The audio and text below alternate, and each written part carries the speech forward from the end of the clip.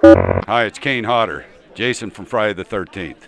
You're watching Slash and Cast. Keep watching, or I'll kill you and your whole family.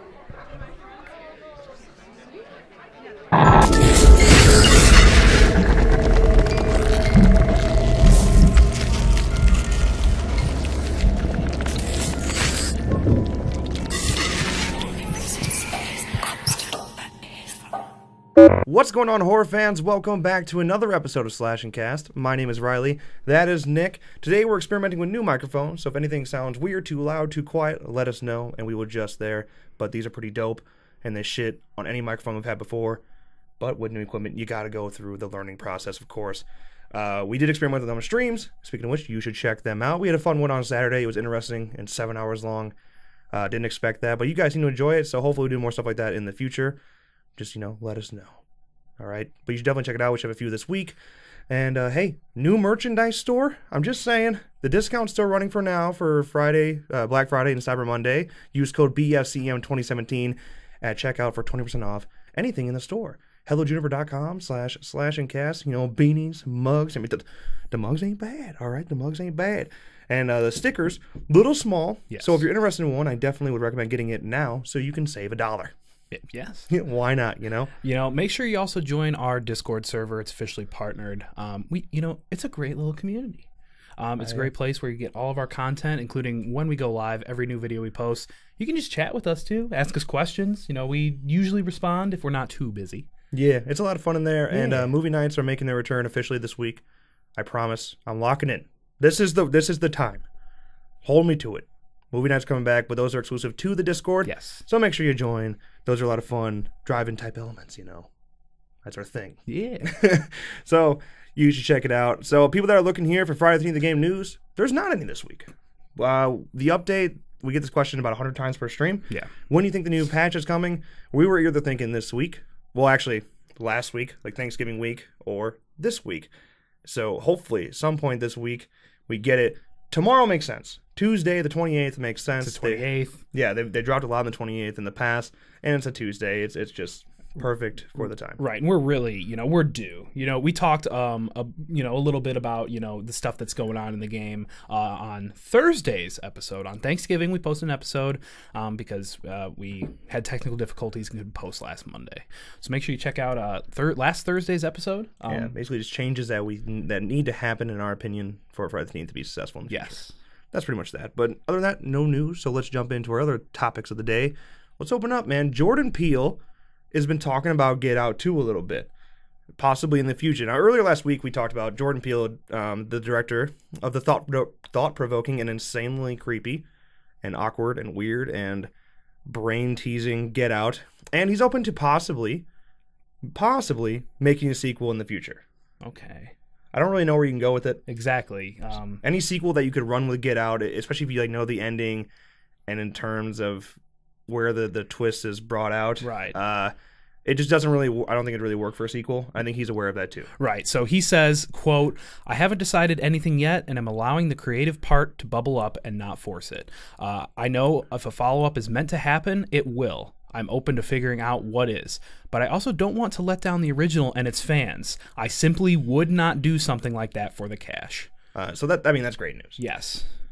Cash-grabbing sequels are stupid, and it happened a lot now. Especially look at all the franchises that are returning. Yes. I mean, it's exciting, yeah, but a lot of them, they're kind of just in it for the money. Right. We'll jump into some more of those here in a little bit. But yeah, Jordan, don't be a sellout, and I'll be happy. Right. Okay. You made a good movie. A great movie. That's probably, arguably the best horror film this year, right there with it. Yeah. So, solid. And you don't want Jordan. You had a great way to jumping into serious filmmaking. Yes. So, don't ruin it by making a shitty sequel. Right. There's a good chance it won't happen. But Get Out was released in February of this year, and it's at 100% for a long time. Yes, it was. Now it has 99%. I think there's one negative review and just one guy who always does this. So he's just a racist prick. No, he always just makes any movie with 100% go down to 99. Wow, what a douche. He really does. Yeah.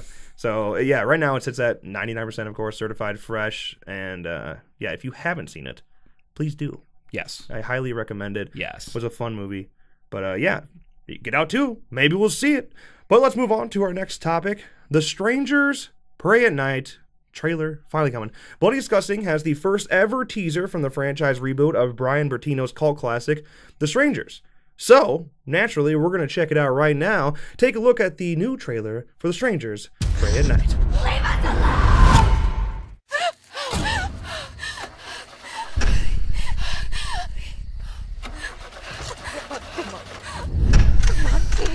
Come on, please.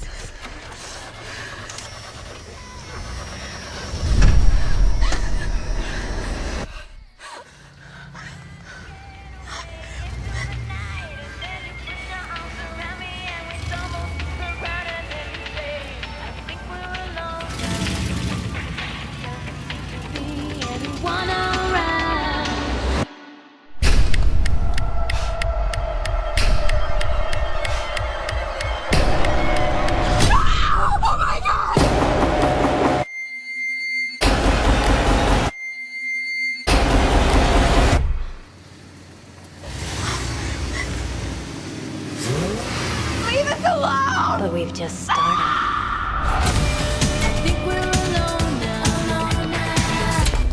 Okay, you know what? Not a bad teaser. Really not. Really didn't expect that. The Strangers, it has a very simplistic, based on a true story, plot line. And so, with the sequel, you didn't want the same shit, Right. But you also want to stick to its formula. Right. And what they did is, it looks like they're doing a solid job because they're out of the house. Yes. But they're also staying within that. There are still parts that are obviously within it as well. Yes. So not bad. Yeah, so the official synopsis at this point is a family's road trip takes a dangerous turn when they arrive at a secluded mobile home park to stay with some relatives and find it mysteriously deserted. Under the cover of darkness, 3 masked psychopaths pay them a visit to test the family's every limit as they struggle to survive. Hey. Wow. Yeah, creative. I mean, using mobile homes, Yes. you get out of a house while still being in a house. Right. It's an interesting way to take it. Even from the start, the music. Yeah, I think we're alone now. That was just, it's perfect. Yeah, it was very cool, simplistic. There's no shitty jump scares. No. Even you have, of course, the girl coming out from the darkness there. Right away. Yeah. Nobody expected that. Right. There's no build up there. No. But there's also no sudden jump of music. Right. It's just driven by its own visuals itself. It really does not look that bad. Yeah, not bad. Coming March of 2018, though. Starring Christina Hendricks, Bailey Madison, Lewis Pullman, and Martin Henderson, with Emmy Bellamy as Dollface, Lee Enslin as Pinup Girl, and Damien Maffei as the Man in the Mask. Like I said, The Strangers Pray at Night will release on March 9th of 2018. This is one I'm definitely going to check out. Yeah, you'll definitely see a review, around that week, March. Yeah, so prepare yourself for that. Maybe next year won't be bad. It's looking okay. Some glimmers of hope. Yeah, maybe next year won't be that bad. This year, we thought this was going to be really good, and then it just took a real shitstorm. Yeah, at least we had, It. Yeah. Yeah, and Get Out, and that's pretty much It it. and Get Out split, arguably. Yeah. But don't worry, we'll have a best and the worst right at the end of this year. Coming soon. Yes. She's flying by. It really is. All right, let's move on to our next topic of the day, Desolation. This is an interesting one, okay? Now, Sam Patton's Desolation, starring Jamie Page, Elijah Oxay. I might have butchered that. Mm-hmm. Bear with me. Claude Duhamel and Toby Nichols is set to release in limited theaters and on VOD platforms December 15th. Now, in the film, okay, it's after the death of her husband, Abby, who's played by Jamie Page, her son, Sam, and best friend, Jen, venture into the forest of upstate New York on a camping trip, only to find themselves in danger from a mysterious hiker with malicious intentions. Okay. As the trio attempts to navigate the vast wilderness in search of safety, they find themselves the hunted prey in a deranged killer's terrifying game. The only way to survive is to kill or be killed. Ooh. Sound familiar? A little familiar. I'm just saying. If you take a look at the killer, I mean, very F-13 type vibes. And in terms of the synopsis as well, it's very... Yeah. I mean, it's even in New York, man. Yeah. Like Crystal Lake, New York. I mean New Jersey, but whatever. I mean, Right. I'm just saying, it's up in that area. And Right. I don't know, man. Could be a good homage, but it depends how they do it in terms of the suspense Right. and whatnot. But hey, we're gonna look at the trailer because they got one of those. Okay, so let's take a look at the trailer for Desolation. Here you go.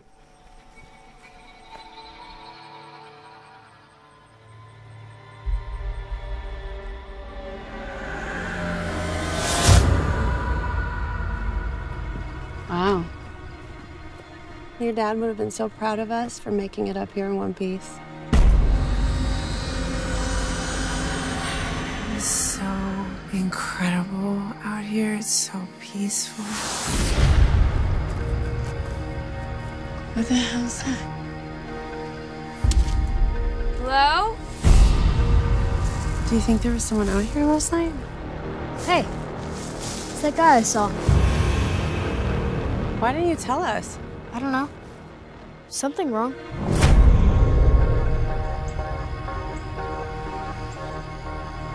Jen? Jen! Mom, Jen's not in her tent, honey. what are we gonna do? We're gonna go get help. Can't just leave her behind. I need to get you out of these woods. We're gonna need to go off trail. Dad said you should never go off trail. Mom? Mom! Anybody help! Oh God, what do you want? Leave us alone! Do you hear me? Just leave us alone! Like I said, F-13 vibes all over the place, but no mask, you know. Just take away that. It seems it's very campy. Yeah. Definitely going to have some cheesy vibes to it. And I'm already questioning the intelligence of all of our protagonists. Yeah. So that's where I'm at there. I mean, F-13 movie. That's what it feels like. Well, yeah, exactly. That it just adds those vibes. Also, that the killer looks exactly like my brother. Or the dude from The Big Lebowski. Okay, yeah, but I'm just I saying. mean, yeah, he really does. Yeah, it's weird. So that's how I feel about that. Hey, if you're interested, check it out. Could be worse. Could be a lot worse. True. All right, next line of news here today. Kevin Bacon just wrapped up his shooting in the pilot episode for Tremors. And he officially shared an on-set photo. So for the first time since the original film, Kevin Bacon is returning to perfection to fight graboids in Sci-Fi's Tremors, which recently began filming the pilot episode in New Mexico. Now, Bacon himself, we just learned that filming on the pilot wrapped over the weekend, okay? His Instagram post, he said, "So long to New Mexico. Had an amazing time shooting this pilot. Hope I can keep walking in these boots." Well, Kevin, All right. you hit me right in the feels. All right. So, the pilot synopsis reads, based on the 1990 film of the same name, Tremors picks up 25 years after the graboid worms nearly destroyed the Nevada town of Perfection.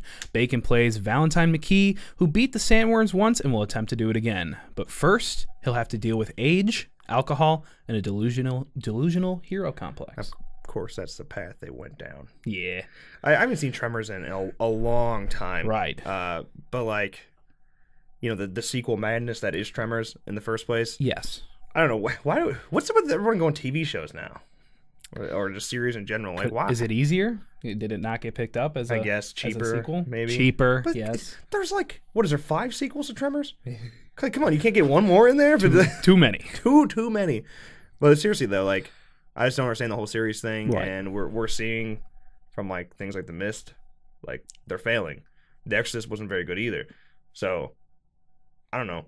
Aren't we learning something that some horror films should not transition into television? Right. Scream did all right, Yeah, Scream was okay. sorta, but it failed too. Now we got to reboot that shit. Yeah. Like, I don't know. It seems bold to me. It's gonna be tough, but hey, Kevin Bacon's in it.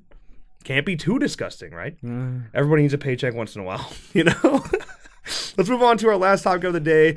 Children of the Corn Runaway, which is exactly what you should do for this film, because it's probably going to be garbage.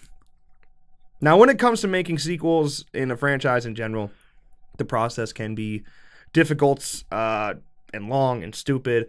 But, Dimension has been wanting to make a new Children of the Corn and Hellraiser for a while, which is why we got Children of the Corn, Genesis, and, of course, Hellraiser Revelations.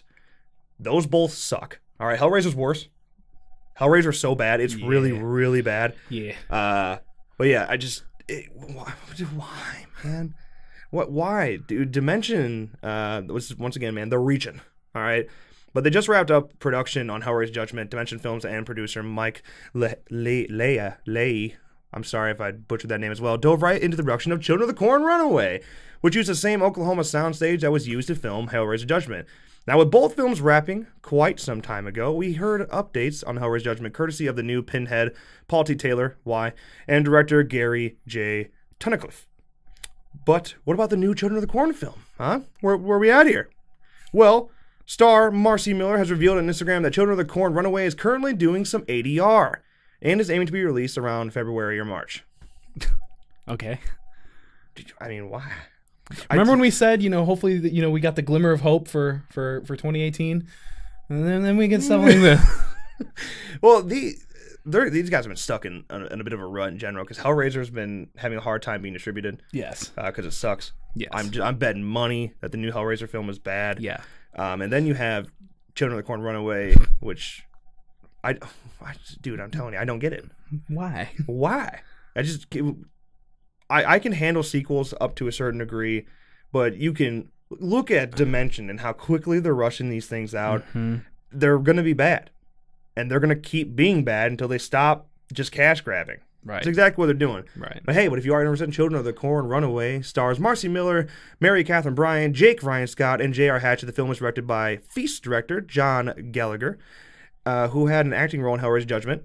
So, you do both sides of the story, okay? Now, Joel Soyson wrote the script for Runaway, which follows a young pregnant woman who escapes a murderous child cult in a small Midwestern town, possibly, up in Nebraska. I don't know if we're going to stick with that, but whatever. She then spends the next decade living anonymously in an attempt to spare her son the horrors that she experienced as a child. She lands in a small Oklahoma town, but something is following her. Now she must confront this evil or lose her child. Okay. Sound shitty? Yeah. Kind of. But that's where we're at with Children of the Corn Runaway. Like I said, you should do exactly that and run away from it. You keep giving them money, they keep making bad films. Yes. Let's learn a little lesson here, Dimension.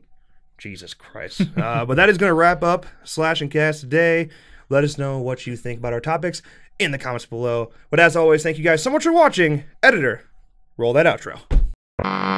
Hey, you! Thanks for watching this episode of Slash and Cast. If you enjoyed, make sure you drop a like and click that box right down there to check out last week's episode. Also, if you want to check out the film the fans are calling the best fan film of all time, make sure you click that box right down there to check out our Friday the 13th fan film. While you're at it, click that circle right there to subscribe to our channel. Never miss a video again. As always, thank you so much for watching, and we'll see you next time.